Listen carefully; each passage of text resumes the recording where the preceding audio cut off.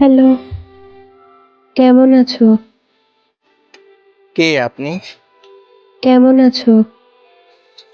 আপনি আসলে কে বলবেন প্লিজ? আমাকে চিনতে পারছো না? এত তাড়াতাড়ি ভুলে গেলে? আচ্ছা আপনি কে? আপনার মতো মানুষকে মনে রেখে কি লাভ? বাহ ভালো। কিছু কি বলার জন্য মেসেজ দিয়েছেন? কেমন আছো? না মরে বেঁচে আছি। তানভীর, তুমি কি নতুন কাউকে পেয়েছো?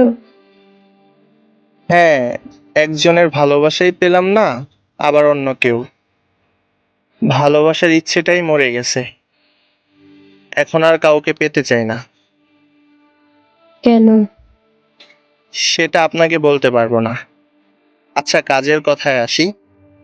আমাকে এতদিন পর হঠাৎ মনে পড়ার কারণ? না এমনি। আচ্ছা একটা কথা বলি, কিছু মনে করবে না তো? বলতে পারেন। তুমি কি এখন আমার কথা ভাবো? এখনো কি আমায় ভালোবাসো? না, এখন আর আপনার প্রতি আমার কোনো অনুভূতি নেই। এখন আর আপনাকে ভালোবাসি না। এখন আর আপনার কথা মনে পড়ে না। সরি।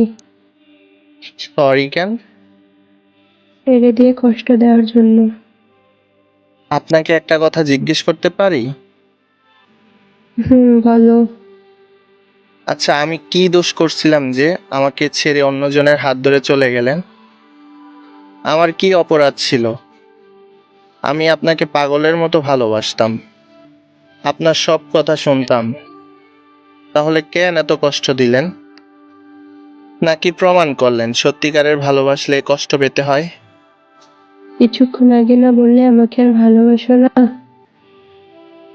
এসব বাদ দেন। আমার মনের ভেতরে লুকানো হাহাকারের কথা বলতে চাই না। আমি দোয়া করি আপনি ভালো থাকুন। আচ্ছা এখন আমি যদি তোমার জীবনে আবার ফিরে আসতে চাই, তাহলে কি করবে?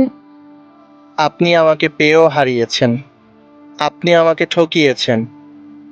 তার মানে এই নয় আমি বোকা ছিলাম। আমি আপনাকে বিশ্বাস করতাম, ভালোবাসতাম পাগলের মতো, তাই ঠকেছি। প্লিজ তানভীর, ফিরে আসো না। আমি তোমাকে ছাড়া থাকতে পারবো না। আপনার মুখে এগুলো মানায় না। প্লিজ আর কখনো এমন ভুল হবে না। এই কথা দিলাম। আপনি আমার জীবনে ফিরে আসতে চাচ্ছেন কেন?